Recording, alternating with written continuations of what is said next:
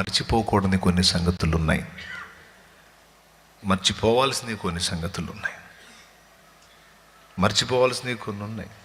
ఎవరికైనా ఏదైనా సాయం చేస్తే మనం మర్చిపోవాలి, మనం ఇతరులకు చేసింది మర్చిపోవాలి, ఇతరులు మనకు చేసింది మనం మర్చిపోకూడదు. అర్థమైందా? ఇతరులకు మనం చేసింది మర్చిపోవాలి కానీ ఇతరులు మనకు చేసిన సహాయం మర్చిపోకూడదు.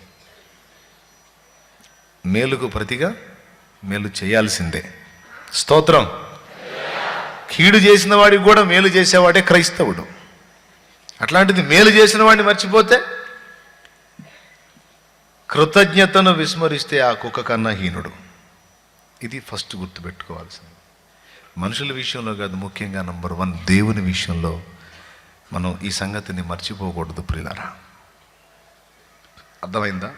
మనం ఎప్పటికీ కూడా మర్చిపోకూడని కొన్ని సంగతుల్లో మొట్టమొదటిది ఏమిటంటే, ఏ స్థితిలోంచి దేవుడు మనల్ని తీసుకొచ్చాడో, మనకి ఎలాంటి కృపను దేవుడు అనుగ్రహించాడో మనం మర్చిపోకూడదు. దాన్ని ఎప్పుడు భద్రం చేసుకోవాలి. మీకు సింపుల్గా అర్థం కావటానికి ఒక రాజు గారి కథ చెప్తాను. ఓ రాజు అడవికి వేటకెళ్తాడు, వేటాడటానికి. వేటకెళ్తే అతనికి మరి ఎట్లా తేడా పడిద్దో ఏమో, ఒక క్రూర మృగం అతన్ని వెంటబడి తరుముతూ ఉంటుంది. రథం దిగి పారిపోతుంటాడు. ఈలోపు అడవిలో కట్టెలు కొట్టుకోవడానికి వచ్చిన ఒక బీదవాడు ఈ రాజు ముందు పరిగెత్తడం, వెనక పులి వెంటబడటం చూస్తాడు. అరే రే, ఇతను ఎవరో ప్రమాదంలో ఉన్నాడు, అతని దగ్గర ఆయుధం కూడా లేదు, నా దగ్గర ఆయుధం ఉంది, నేను దాని మీద దాడి చేస్తానని అతడు ఏమాత్రం ఆలోచించకుండా అమాంతం ఆ రాజుకి పులికి మధ్య ప్రవేశించి ఆ గొడ్డలతో పులి మీద అలాగునే వేసేస్తాడు. దెబ్బ సరిగ్గా తగిలిద్ది, పులి పడిపోయింది. ఇంకా అలాగనే దాన్ని నరికేస్తాడు, పులి చనిపోతుంది. రాజు పరిగెత్తేవాడు ఆగి, భళ భళ, గొప్ప శౌర్యవంతుడివి నీవు అని చెప్పని అతన్ని హత్తుకుంటాడు. హత్తుకొని, ఈరోజు నా ప్రాణాలు కాపాడావు, లేకపోతే నేను తెచ్చేవాడిని, నాకు చాలా సాయం చేసావు, నాకు ప్రాణదాతవయ్యావు, నేను నీ రుణం తీర్చుకోవాలి, రా నా ఆస్థానానికి అని చెప్పని ఆ కట్టెలు కొట్టే పరిస్థితి నుంచి అతన్ని విడిపించి ఆస్థానంలో ఒక మంచి స్థానాన్ని ఇస్తాడు. స్థానాన్ని ఇస్తే ఆ స్థానాన్ని ఇతను న్యాయం చేస్తాడు. ఎవరు? ఈ కట్టెలు కొట్టుకునేవాడు. ఏదో పైన ఒక వస్త్రం, కింద ఒక మొలను కప్పుకోవటానికి ఒక వస్త్రం, 2 వస్త్రాలే కలిగి ఉంటాడు ఇతను. కటిక బీదవాడు. ఆ కట్టెలు కొట్టాలి, అమ్మాలి, తెచ్చుకోవాలి, తినాలి. రాజు తీసుకెళ్ళి అతన్ని తన ఆస్థానంలో ఒక మంచి స్థానాన్ని ఇస్తే ఆ స్థానానికి అతను న్యాయం చేస్తాడు. తర్వాత అతని స్థానం ఇంకా పెంచుతాడు, దానికి న్యాయం చేస్తాడు. చివరికి ఇంకొక స్థాయి ఇస్తాడు, దానికి న్యాయం చేస్తాడు. చివరికి తన ధనాగారం అంతటి మీద అతన్ని నియమిస్తాడు. ఎందుకంటే అతని నమ్మకత్వం చూసి. కట్టెలు కొట్టుకునేవాడు, గోచి పెట్టుకొని బతికే వీడు ఏమిట్రా ఇంత మొనగాడైపోతున్నాడని అందులో ఉన్న వాళ్ళ కొంతమందికి అసూయ కలిగింది. వాళ్ళు ఏం చేస్తారంటే, వీళ్ళు తప్పులు ఏడబడదామా అని వెతుకుతుంటారు. ఎక్కడ దొరకదు. ఎందుకంటే తనకు అప్పచెప్పిన పని నమ్మకంగా చేస్తుంటాడు. ఎక్కడ దొరుకుతాడా అని కనిపెడతా ఉంటే దానియేలును కూడా అంతే కనిపెట్టారు. దానియేలును కూడా అలాగే ఇతన్ని కనిపెడితే ఇతను ఏం చేస్తున్నాడంటే, ధనాగారం తాళపు చెవి ఇతని దగ్గరికి ఇవ్వబడింది. మరి ధనాగారం మీద అధిపతి కదా, కాబట్టి అందులో సొమ్ము పెట్టడం, సొమ్ము తీయటం, ఖర్చులకు వాడటం, మళ్ళా వచ్చిన దాన్ని రాబడిని అందులో భద్రం చేయటం, ఈ సెక్షన్ అంతా అవుతుంది. ఎవరిది? ఈ కట్టెలు కొట్టుకునేవాడిది. సరే, రోజు ఒక టైంలో ఏం చేస్తున్నాడంటే, తాళం చెవులు ఇతని దగ్గర ఉంటాయి, మరొక సెట్టు రాజు దగ్గర ఉంటుంది. ఆ ధనాగారానికి రహస్యపు మార్గం ఒకటి ఉంటుంది. అది రాజుకు మాత్రమే తెలిసి, ఎవడికి తెలియదు. ఆఖరికి ఇతనికి కూడా తెలియదు. ఏది? రహస్యపు మార్గం. ఆ రహస్యపు మార్గం, దానికి చెందిన తాళపు చెవి రాజుకు ఒక్కడికే తెలుసు. ఈడేం చేశాడంటే, ఈ కట్టెలు కొట్టుకునేవాడు ధనాగారం అంతటి మీద అధిపతి అయ్యాడు కదా, ఇతని తప్పులు వెతకడానికి రోజు వాళ్ళు కనిపెడతా ఉంటారు. ఏది చిక్కదు ఇతని దగ్గర లోపం. వాళ్ళు ఎతుకుతూ ఉంటే ఒకరోజు ఒకటి క్యాచ్ అయింది. ఏంటంటే ధనాగారంలోకి వెళ్తాడు, లోపల ఏం చేస్తాడో తెలీదు, ఒక గంట గడుపుతాడు. అంతసేపు అందులో ఉండాల్సిన అవసరమే లేదు. వెళ్ళటం, ఏదన్నా సొమ్ము ఉంటే అందులో పెట్టడం, బయటకు వచ్చి లాక్ చేసేయటం, అంతే కదండి. డబ్బులు పెట్టే కదా ఎంత సమయం ఉంటాం, పైసలు ఉంటే పెట్టి వస్తాం అంతవరకే, లేదు అవసరమైతే తెచ్చుకుంటాం అంతే. అంతేగాని అక్కడే గంట సేపు గడపంగా ఏం చేస్తాం ఆడ. వీళ్ళకి డౌట్ వచ్చింది, ఏం చేస్తున్నాడు ఈ లోపల పోయి. పోతున్నాడు, గంట సేపు ఉంటున్నాడు, మళ్ళీ బయటకు వచ్చి లాక్ చేస్తున్నాడు. ఏం చేస్తున్నాడు లోపల? మొత్తానికి ఏదో ముసుగు జరుగుతుంది, ధనం ఏదో చోరీ అవుతుంది, లోపల ఏదో గుట్టు వ్యవహారం చేస్తున్నాడు. ఈ కేసు పెడదాం ఇతని మీద అని చెప్పని ఒక నేరారోపణ తీసుకొని రాజు దగ్గరికి వెళ్తారు. కట్టెలు కొట్టుకునేవాడు గోచిగాడిని తీసుకొచ్చి ధనాగారం మీద పెడితే ఇంతే జరిగిద్ది. ఆ రోజు అందులోకి వెళ్తున్నాడు, ఏం చేస్తున్నాడో తెలియదు మహారాజా. మన సొమ్ము ఏమవుతుందో ఏం సంగతో లోపల ఏదో మొత్తానికి చోరీ జరుగుతున్నట్టుంది. పోయినోడు గంటన్నర, ఒక్కోసారి 2 గంటలు కూడా గడుపుతున్నాడు. ఇదేదో మీ కొంప మునిగేటట్టుంది, జాగ్రత్తగా చూసుకోండి అని ఒక సమాచారం ఇచ్చారు. సరే, రాజు అబ్జర్వ్ చేశాడు. ఈసారి ఆడు వెళ్ళినప్పుడు నాకు చెప్పండి అన్నాడు. మరుసటి రోజు అతను వెళ్ళాడు, ఆ టైం ప్రకారం అతను వెళ్ళాడు, ఆ లోపల ఉన్నాడు. ఒక గంటన్నర గడిపాడు, చివరికి బయటకు వస్తున్నాడు. రాజుకు ఆశ్చర్యం కలిగి, గంటన్నర ఏం చేస్తున్నాడు లోపల? సొమ్ము తీసుకెళ్ళాడు, పెట్టాడు, వచ్చేసేయాలి బయటికి, రాకుండా లోపల ఏం చేస్తున్నాడని డౌట్ వచ్చింది. వీడి సంగతి కనిపెట్టాలని చెప్పని నేను ఏదో కట్టెలు కొట్టుకునేవాడు ఏదో నాకు ప్రాణభిక్ష పెట్టాడు, కాపాడాడు అని చెప్పిన కృతజ్ఞతగా నేను వీడికి ఏదో మేలు చేస్తే వీడి ధనాగారంలోకి పోయి ఏం చేస్తున్నాడో అర్థం కావట్లేదు అని చెప్పని డైరెక్ట్గా శిక్షించకూడదు, తెలుసుకొని శిక్షిద్దాం, దాన్ని 2వ ద్వారం నాకు తెలుసు కదా అని చెప్పని ఆ తాళ్ళని తీసుకొని ఆ మరుసటి రోజు ఇతను వచ్చే టయానికి ఇతనికంటే ముందు ఆ ద్వారం గుండా వచ్చి ఆ ధనాగారంలో ఉండేటువంటి ఆ ధన సంబంధమైన ఆ పాత్రలు ఉంటాయి కదా, ఆ పాత్రల చాటున కూర్చున్నాడు రాజు. వీడు ఏం చేస్తాడు లోపల చూద్దామని. ఈ లోపలికి వచ్చి చుట్టూ చూస్తున్నాడు. ఇక ఆ బయట చుట్టూ చూసి డోర్ లాగాడు. డోర్ లాగి లోపలికి వెళ్ళి ఆ డోర్ లాక్ చేసుకున్నాడు.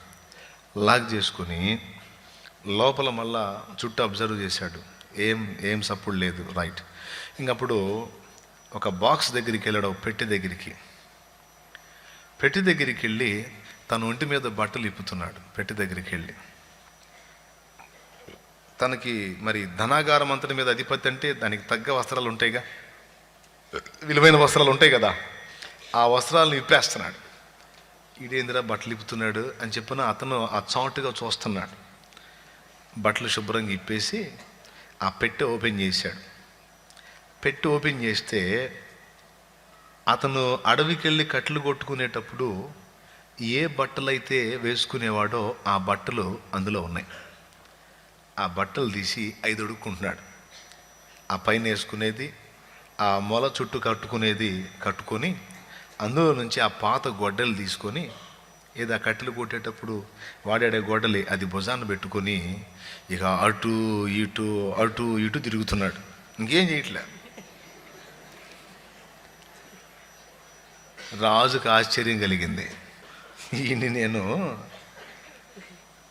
కట్టెలు కొట్టుకుని ఆ గోచి బతుకు నుంచి కాపాడి మంచి స్థానం ఇచ్చి మంచి జాబ్ ఇచ్చి నా ధనాగారం అంతటి మీద అధిపతిగా చేసి విలువైన బట్టలు ఇస్తే ఇంత పెద్ద ఆధిక్యతను వదిలిపెట్టి బుద్ధి బానిచ్చుకున్నాడు కాదు. ఆ దరిద్రపై వేసుకొని ఆ గొడవలు వేసుకొని తిరుగుతూ ఉన్నాడు. వీడు చాదస్తపొడిలాగా ఉన్నాడు. చ ఇలాంటి వాళ్ళని తెచ్చి ఇలా చేస్తే ఇంతే అవుతుంది అని చెప్పని రాజు ఇక ఉండబట్టలేక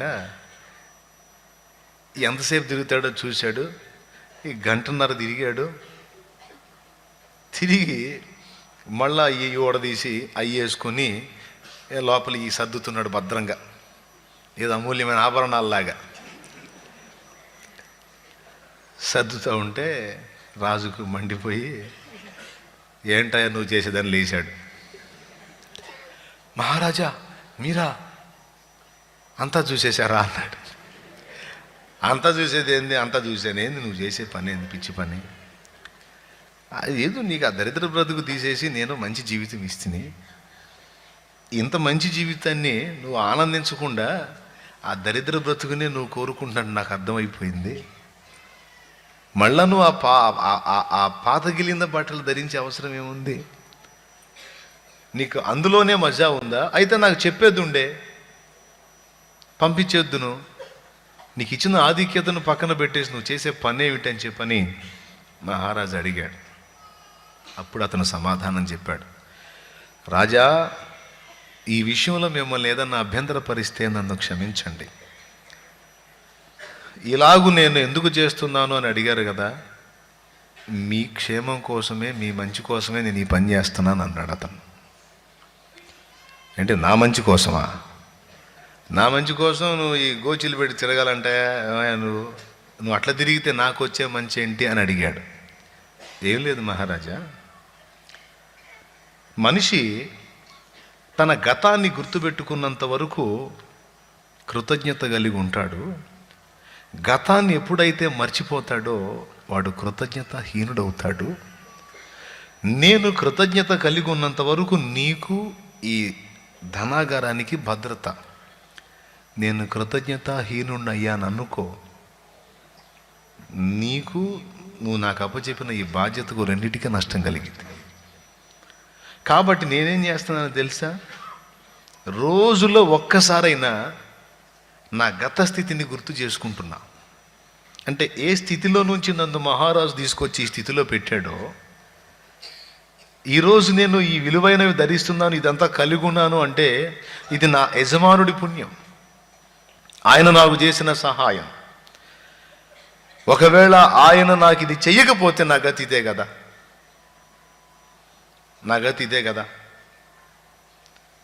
కాబట్టి నీవు నాకు చేసిన మేలు ఎప్పటికీ మర్చిపోకుండా నేను గుర్తుపెట్టుకోవాలి అంటే నా గతాన్ని నేను ఎప్పుడు మర్చిపోకూడదు మహారాజా అన్నాడట. నిజమే కదా, అది ఎంత సత్యం, ఎంత వాస్తవం. అది ఇదొక కథే అనుకోకండి, ఖచ్చితంగా మన జీవితంలో మనం కలిగి ఉండాల్సినటువంటి సంగతి అది. ఒక అద్భుత సందేశం అందులో ఉంది. గొర్రెలు కాసుకునే దావీదు గొర్రెలు కాసేటప్పుడు బాగానే ఉన్నాడు, దీనుడుగా ఉన్నాడు, విధేయుడిగా ఉన్నాడు, దేవుణ్ణి బాగా ఆరాధించాడు, భక్తి చేశాడు.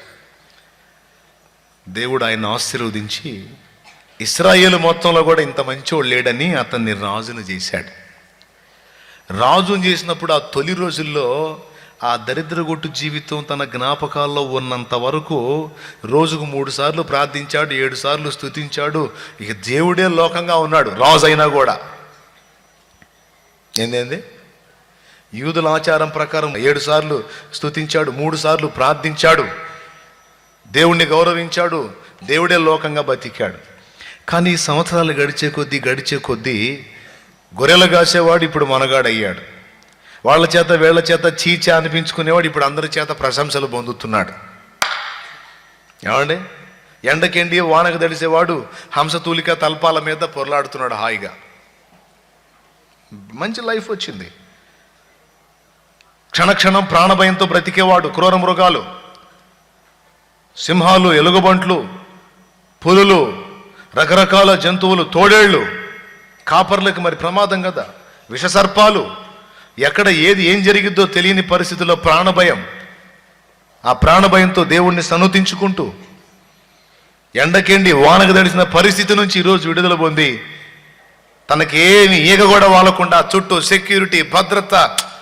నాయన, టోటల్ లైఫ్ చేంజ్. కుటుంబం మొత్తంలో చిన్నోళ్ళ మీద అందరూ పెత్తనం చేసేవాళ్ళే. కుటుంబంలో గౌరవం లేదు, సమాజంలో గౌరవం లేదు. అలాంటి అవమానకరమైన పరిస్థితి నుంచి ఎగ్దం మొనగాడైపోయాడు. ఆ జ్ఞాపకాలు ఉన్నంత వరకు దావీదు మహారాజు లైన్లో ఉన్నాడు. కాలం గడిచింది, సంవత్సరాలు గడిచాయి. చిన్నగా గతకాలపు జీవిత జ్ఞాపకాలు సమసిపోయాయి. ఏ స్థితి నుంచి దేవుడు తనను తీసుకొచ్చి హెచ్చించాడో ఆ స్థితిని చిన్నగా మర్చిపోవటం మొదలుపెట్టాడు. ఎప్పుడైతే మరపు స్టార్ట్ అయిందో ఇక పతనం స్టార్ట్ అయింది దావీదు జీవితంలో.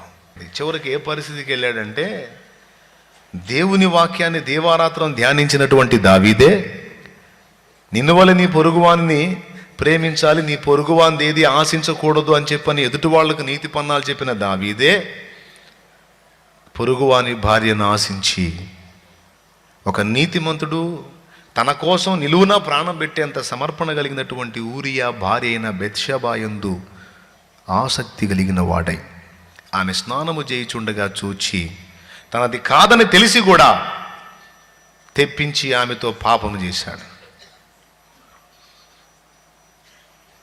ఎలా చేయగలిగాడు? తను ఏ స్థితి నుంచి వచ్చాడో అది జ్ఞాపకాలు తనకు ఉంటే ఆ పని చేస్తాడా? ఏ జావం చేశాడో తెలుసా? ప్రొద్దుగుంకు వేళ. అదే రాజైన కొత్తల్లో బహుదీనుడుగా ఉన్నాడు. రోజుకి 7 సార్లు స్తుతి ఆరాధన, 3 సార్లు ప్రార్థన, మొత్తం 10 సార్లు డేలో.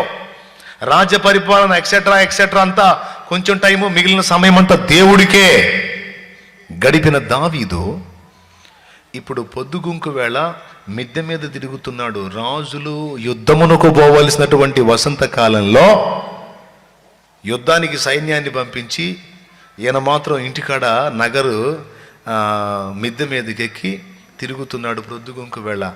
అంత ఖాళీ టైం ఎందుకు వచ్చింది? రోజుకు 7 సార్లు స్తుతించి 3 సార్లు ప్రార్థించి మొత్తం 10 సార్లు దేవుడితో గడిపేవాడు మనకు చెప్పాడుగా, దుష్టుల ఆలోచన చొప్పున నడవక, పాపుల మార్గమున నిలువక, అపహాసకులు కూర్చుండు చోటును కూర్చుండక, యెహోవా ధర్మశాస్త్రమునందు ఆనందించుచు దివారాత్రము దాన్ని ధ్యానించువాడు ధన్యుడని మనకు చెప్పాడు కదా. ప్రొద్దుగుంకు వేళ తన పడక మీద నుంచి లేచాడని రాసుంది. అంటే ఎప్పుడు పండుకొని ఉండాలి? ఒకసారి ఊహించండి. మధ్యాహ్నం లంచ్ అయిన తర్వాత బొబ్బోని ఉండాలి. భుక్తాయాసంతో కొంచెం రిలాక్స్ అవుదామని బొబ్బోని ఉండాలి. ఇదేంది? దేవారాత్రం యెహోవా ధర్మశాస్త్రం ధ్యానించడం ఎడిపోయింది. దినమునకు 7 మార్లు స్తుతించుచు 3 మార్లు ప్రార్థించి అనుభవం ఎడిపోయింది. ఇప్పుడు మైండ్ ఏమైంది? ఎందుకు అలా అయింది? గతం మరిచిపోయింది పరిస్థితి. అది ఎప్పటికీ మర్చిపోకూడని విషయాల్లో మొట్టమొదటిది మన గతం ఎప్పుడు మర్చిపోకూడదు.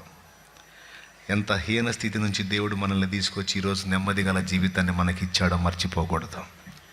అది మన జ్ఞాపకాల్లో ఉన్నంత వరకు మనకు భద్రత. మన జ్ఞాపకాల నుంచి అది పోయిందంటే మనకు పతనం స్టార్ట్ అయినట్టే. ఎంతమందికి అర్థమైంది?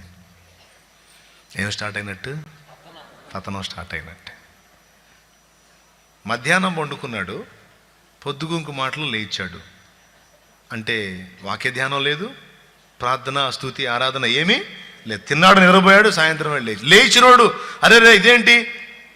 యూదుల ఆచారం ప్రకారం 3 గంటల వేళ ప్రార్థనా సమయం. అపోస్తల కార్యం 3వ అధ్యాయం 1-2 వచనాలు మీరు చూడగలిగితే, పగలు 3 గంటల వేళ ప్రార్థనా కాలమున. ఈయన ఎప్పుడు పండుకుంటే పొద్దుగు మాటలు లేచాడండి పడక మీద నుంచి? మధ్యాహ్నం. అంటే 3ంటికి ప్రార్థన చేసి పండుకున్నాడా? 3ంటికి ప్రార్థన స్టార్ట్ అయింది. కనీసం 1 గంట సేపు ప్రార్థన అంటే 4ంటికి పండుకొని 6ంటికల్లా లెగుతాడా? లేకపోతే 5ంటికి లేచాడా? ప్రొద్దుగుంకు వేళ 6ంటికి లేచాడా? ఎప్పుడు పండుకుంటే లేచి ఉండాలి? తిని పండుకున్నాడు అంటే మధ్యాహ్నం ప్రార్థన ఏమైంది?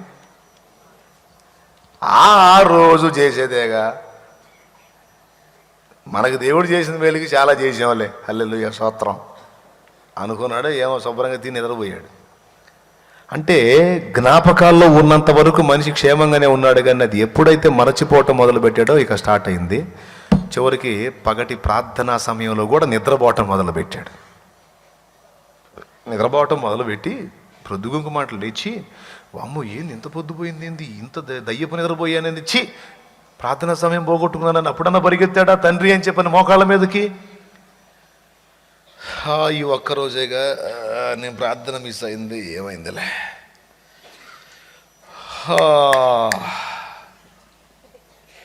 ఎవరక్కడ? చిత్తం మహారాజా, నేను త్రాగుటకి ఏదన్నా పానీయం తేండి.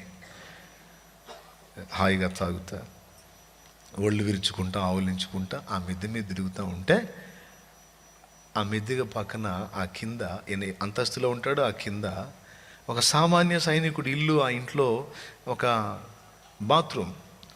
మరి అదేం బాత్రూమ్ అర్థం కాల. పైన మరి పరదా వేసుకోవాలి, రేకులు వేసుకోవాలి, ఆకులు వేసుకోవాలి, ఏదో ఒకటి వేసుకోవాలి. ఏం వేసుకొని బాత్రూమ్ ఏందో ఏమో మరి ఇప్పటికీ నాకు డౌట్. అక్కడ పోయినాక అడగాల అట్లా ఎట్లా కట్టారో.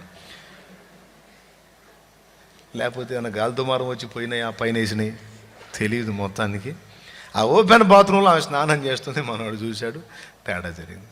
తేడా జరిగిన తర్వాత పశ్చాత్తాపడలేదు, కానీ ఆమెను ఇంకా కోరుకుని ఆమె భర్త అయిన ఊరియాను చంపించాడు. నిజంగా చెప్పాలంటే మిగిలిన వాళ్ళు చేసిన మిస్టేక్స్ అన్నీ ఒక ఎత్తు అయితే, ఇంత అద్భుతమైన ఆత్మీయుడు, దేవుని హృదయానుసారి అని పేర్గాంచినటువంటి దావీదు తన జీవిత కాలానికి సరిపోయే ఒక బ్లండర్ మిస్టేక్ చేశాడు అన్నమాట.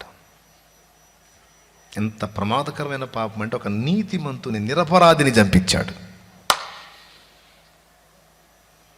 కొట్టింది, సైలెంట్గా ఊరియాని చంపించేశాడు. అయితే ఊరియాని చంపించేసి ఊరియా భార్యకు ఇతని ద్వారా వచ్చిన గర్భాన్ని స్థిరపరచుకొని ఆమెను సొంతం చేసుకున్నాడు. ఎట్లా? సమాజాన్ని ఒప్పించాడు.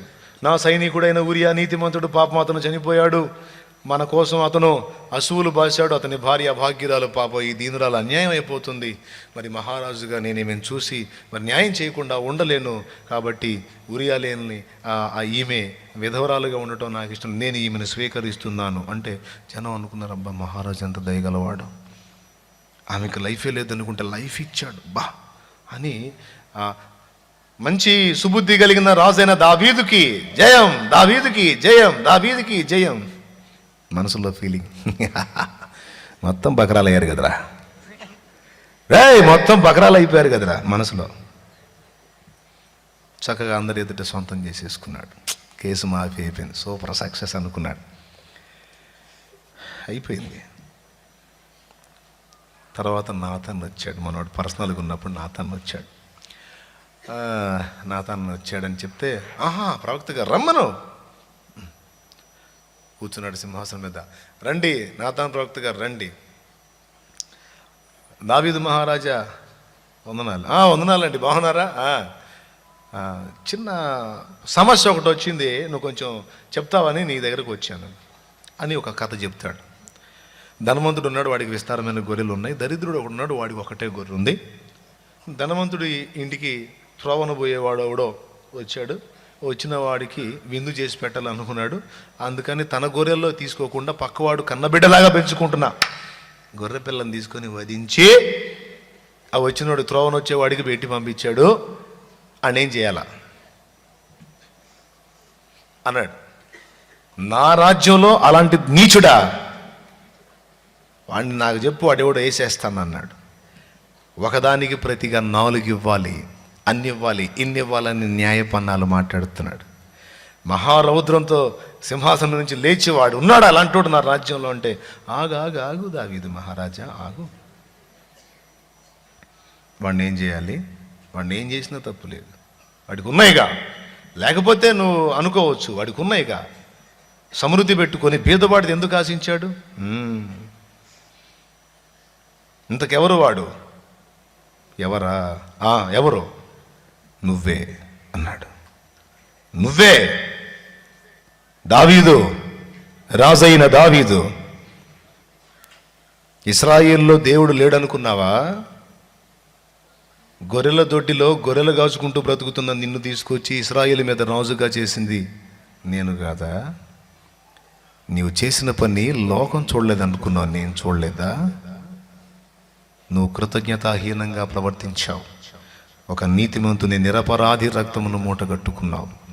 వాని భార్యను ఆశించడం మొదటి నేరమైతే ఆమెను శాశ్వతంగా పొందగోరి నీతిమంతుని నిరపరాధిని చంపించావు. నువ్వు చేసిన పాపానికి ఇదిగో ఫలితం అని చెప్పని శాపాన్ని ప్రకటించాడు. రహస్యంగా నువ్వు ఊరియా భార్యను కూడావు. నీ కడుపున పుట్టిన బిడ్డలే నీకు శత్రువులు అవుతారు. నువ్వు చేసిన పాతకానికి శత్రువులయ్యి నీ భార్యలు, అప్పుడు బహుభార్యత్వం ఉంది. దావీదుకు చాలామంది ఉన్నారు భార్యలు. వాళ్ళందరూ కాక అమ్మగారు నీ ఉపపత్నులను నీ కడుపున పుట్టిన కొడుకే వాడికి వాస్తవంగా తల్లులు అవుతారు. నువ్వు చేసిన పాపానికి ఫలితం ఏంటంటే నీ కడుపున పుట్టిన కొడుకే నీ ఉపపత్నులను ఇశ్రాయేలు సర్వ సమాజం చూస్తుండగా కొడతాడు. ఇంత భయంకరమైన పరిస్థితికి ఎందుకు వెళ్లాల్సి వచ్చింది దావీదు అంటే ఒకే ఒక కారణం, గతాన్ని మరచిపోవటం. గతాన్ని మర్చిపోయినవాడు కృతజ్ఞతాహీనుడిగా ప్రవర్తిస్తాడు. గతాన్ని గుండెల్లో దాచుకున్నవాడు కృతజ్ఞత కలిగి జీవిస్తాడు. ఈ దెబ్బతిని ఆ శాప ఫలితాన్ని అనుభవించి బుద్ధి బుద్ధి బుద్ధి తెచ్చుకొని 103వ కీర్తన రాశాడు. అది చదువుకొని ప్రార్థన చేసుకున్నాం. చూడండి. నా ప్రాణమా యెహోవాను సన్నుతించుము, నా అంతరంగమునున్న సమస్తమా ఆయన పరిశుద్ధ నామమును సన్నుతించుము. నా ప్రాణమా యెహోవాను సన్నుతించుము. ఆయన చేసిన ఉపకారముల్లో దేన్ని మరువకుము. మర్చిపోతే ఏమైంది? దావీదు గారు చూచాడు, ముఖం పచ్చడైద్దని. ఆయన చేసిన ఉపకారములలో దేనిని మరువకుము. ఎందుకు మర్చిపోకూడదు? మర్చిపోతే అయిపోయినట్టు నీ చరిత్ర. ఎప్పుడు గతాన్ని గుర్తుపెట్టుకో. ఏ స్థితిలో నుంచి దేవుడు నిన్ను తీసుకొచ్చాడో, ఎంత అసహ్యకరమైన జీవితం నుంచి, అవమానకరమైన జీవితం నుంచి దేవుడు నిన్ను తీసుకొచ్చి ఈరోజు ఒక విలువైన జీవితాన్ని నీకు ఇచ్చాడో, ఒక ఆశీర్వాదకరమైన జీవితాన్ని నీకు ఇచ్చాడో, అది నువ్వు ఇప్పుడున్న దాన్ని చూసుకొని సంబరపడటం కాదు, గతాన్ని చూసుకొని దేవునికి కృతజ్ఞత కలిగి బ్రతకమని దేవుడు నేర్పుతున్నాడు ఈ పాఠం. దేవునికి మహిమ. ఏమేం చేశాడు? కింద చెబుతాడు, నీ దోషములను పరిహరించాడు. శాశ్వతమైన కృపను నీకు చూపించి ఎన్నిసార్లు అతిక్రమాలు చేశావో అన్నిటినీ కూడా తన రక్తము చేత శుద్ధీకరించి నీ దోషములను పరిహరించి సమాధిలో నుండి నీ ప్రాణమును విమోచించాడు. గతి లేని నీ జీవితానికి ఒక గతిని, స్థితిని ఆయన కల్పించాడు. కాబట్టి ఎక్కడి నుంచి వచ్చావో, ఏ స్థితి నుంచి వచ్చావో మర్చిపోయావా? నీ చరిత్ర క్లోజ్. అర్థమైతే ఓ స్తోత్రం చెప్పు, చేయతి గట్టిగా. ఏం బాబు, ఎవరిని మర్చిపోకూడదు? ఇంకా ఏం మర్చిపోకూడదు? ఆయన చేసిన ఉపకారములు, మన గత జీవితపు స్థితి. ఏమేమి మర్చిపోకూడదు వరుసగా చెప్తా, గుర్తుపెట్టుకో. నంబర్ 1, మనం ఏ స్థితి నుంచి వచ్చామో, మన గత బతుకేందో మనం మర్చిపోకూడదు. మర్చిపోతే కృతజ్ఞతాహీనులమై కుక్క కంటే దరిద్రంగా తయారవుతాం. ఎట్టవుతాం చెప్పండి? గతాన్ని మర్చిపోతే ఎట్టవుతాం చెప్పండి? అది కృతజ్ఞతాహీనులమై కుక్క కంటే హీనులమని పిలువబడతాం. వాటి మర్చిపోకూడదు. ఓకేనా? రైట్. ఏ స్థితిని దేవుడు మనకు అనుగ్రహించాడో ఆ స్థితిని మనం మర్చిపోకూడదు. ఈరోజు నేను ఈ కృప పొందానంటే అది దేవుని దయ. నా ప్రాణమా ఆయన చేసిన ఉపకారాలు దేన్ని మర్చిపోవకవే. మర్చిపోయావంటే అవుతావే నువ్వు ఒక దారి.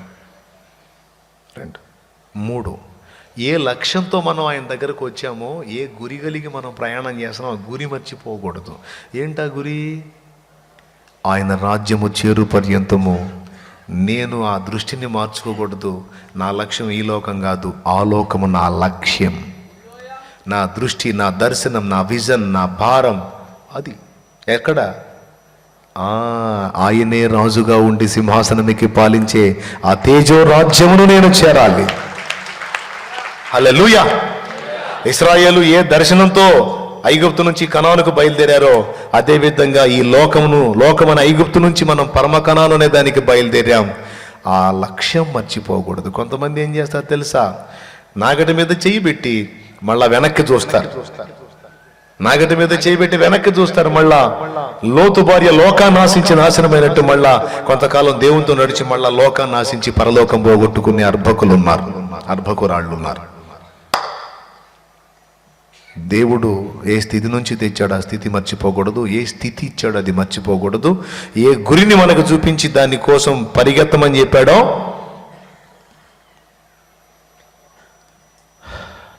ఆ గురిని మర్చిపోకూడదు. ఏమంటావు బ్రదరా? మర్చిపోతే అడగబో. అవునా కాదా? ఇప్పుడు విజయవాడ బయలుదేరాను, దారిలో మర్చిపోయాను. విజయవాడ పోదామన్న సంగతి మర్చిపోయి గుంటూరులో దిగాను. ఫలితం ఏముంది? గురి మర్చిపోతే గమ్యం చేరలేను. కాబట్టి అది మర్చిపోకూడదు. ఏంటి లక్ష్యం అంటే ఇక్కడ ఉట్టిగా టూరేగటం కాదు. అలాగే సేవకు వచ్చిన వాడు తన గురిని కూడా మర్చిపోకూడదు. ఏమిటి ఆ గురి అంటే, దేవుని పని చేయడానికి నశించిపోతున్న ఆత్మలను రక్షించటం నా గురి, దానికోసం నేను అంకితమై కష్టపడాలి, అది మర్చిపోకూడదు. ఇవన్నీ దృష్టిలో పెట్టుకొని మీరు గతాన్ని ఒకవేళ మర్చిపోతే, గత స్థితిని మర్చిపోతే, గురిని మర్చిపోతే, గతకాలపు దరిద్రగుట్టు జీవితం పడ్డ శ్రమలు మర్చిపోతే, ఒక్కసారి ఈ సంవత్సరాంతంలో గుర్తు చేసుకొని ప్రార్థన చేసుకోండి. కన్నీరు విడిచి, దేవా నేను మర్చిపోయాను, అందుకే కొన్ని కృతజ్ఞతాహీనమైన క్రియలు నాలో కనపడుతున్నాను, క్షమించు ప్రభువా, నేను మర్చిపోకూడదయ్యా, నా జ్ఞాపకాల్లో స్థిరపరచమని ప్రార్థన చేయండి. రోజు ఈ రోజని కాదు, ఏదో నేను చెప్పానని ఇప్పుడు గుర్తు చేసుకోవటం కాదు. నీకు తేడా వస్తుంది అనుకున్నప్పుడల్లా నువ్వు ఏకాంతంగా కూర్చొని గతాన్ని నెమరు వేసుకో. ఇశ్రాయేలుకు పండుగలు చెప్పాడు. ఆ పండుగల్లో పస్కా అనబడిన పులియని రొట్టెల పండుగ ఒకటి ఉంది. ఆ పండుగ అప్పుడు ఏం చెప్పాడు తెలుసా? ఇశ్రాయేలు కట్టడా చేదు కూరలతో పస్కా విందు పూజించమన్నాడు. చేదు కూరలతో దాన్ని పూజించమన్నాడు. నువ్వు వాగ్దత్త దేశం చేరతావు, చేరినప్పుడు సంవత్సరం నీకు ఇది కట్టడా. ఈ పండుగ వచ్చినప్పుడు చేదు కూరలతో నువ్వు నీ పిల్లలు భోంచేయాలన్నాడు. ఆ ఒక్క పూట. ఎందుకు ప్రభువా ఈ కట్టడ అంటే, ఈ చేదైన జీవితాన్ని మీరు ఐగుప్తులు అనుభవించారు, ఆ చేదైన అనుభవాల నుంచి నేను మధురమైన అనుభవాల్లోకి తీసుకొచ్చాను. ఇప్పుడు నువ్వు బాగున్నావు, నీకు పుట్టిన నీ పిల్లలకి ఐగుప్తులు నువ్వు అనుభవించిన చేదు అర్థం కాదు. నువ్వు కూడా పాలు తేనెలు ప్రవహించే దేశంలోకి వెళ్తావు కనుక మధురమైన అనుభవంలోకి వెళ్తావు. నువ్వు మర్చిపోతావు, నీ పిల్లలు కూడా అసలు తెలియదు. కాబట్టి ఇయర్లీ వన్స్ కట్టడ, సంవత్సరానికి ఒక్కసారి చేదు కూరల భోజనం నువ్వు తింటున్నప్పుడు నీ పిల్లలు అడుగుతారు, నానా ఏంటి మాకు ఈ చేదు కూరల ఆహారం పెడుతున్నావు అంటే, ఒరే ఈ చేదు నేను నా పితరులు అనుభవించావురా. ఎక్కడో తెలుసా? ఐగుప్తులో. అయితే ఈ చేదైన అనుభవంలో నుంచి నా దేవుడు, మన ప్రభు మనల్ని విడిపించి పాలు తేనెలు ప్రవహించే దేశానికి తీసుకొచ్చి మధురమైన అనుభవాలు ఇచ్చాడు రా. ఈ మార అనుభవం నా గతం, ఈ మధురమైన అనుభవం నా ప్రస్తుతం. అవునా? మీరంత చేదును అనుభవించారా? అన్ని బాధలు పడ్డారా? పడ్డదానికి గుర్తుగా, ఆ చేదు గుర్తుగా చేదు కూరలతో విందు చేయమన్నాడు. ఎందుకు చెప్పాడండి? మీరు వాగ్దత్త దేశం చేరినాక మీరు తృప్తిగా తిని తనిసిన తర్వాత మీ హృదయములు క్రొవ్వి మీరు నా మీద తిరుగుబడుదురేమో, మీరు మదించి గర్వించి గతాన్ని మర్చిపోతారేమో. మర్చిపోకుండా చేదు కూరలు సంవత్సరానికి ఒకసారి తినాలి. ఇది మీరు ఐగుప్తులో పడ్డ శ్రమకి గుర్తు చేసుకోవాలని దేవుడు పెట్టాడు. ఆయన ఎంత మేధావో చూడండి. అరే గతాన్ని మర్చిపోతే మీరు నాశనం అవుతారా, మర్చిపోకూడదని చెప్పని జ్ఞాపకం పెట్టాడు. మరి మీరు ఎంతమంది మర్చిపోయారో, మరి ఎంతమంది గుర్తుందో, ఎంతమంది మరి ఎవరేసుకుంటున్నారో, ఎంతమంది వదిలేసిన వాళ్ళు ఒక దారి అవుతారు, గుర్తుపెట్టిన వాళ్ళు బాగుపడతారు, భద్రంగా ఉంటారని వాక్యంలో చెప్పాడు. మరి అది నాకైనా మీకైనా ఎవరికైనా మనుషులు చేసిన మేలు మర్చిపోకూడదు, ప్రభువు చేసిన మేలు కూడా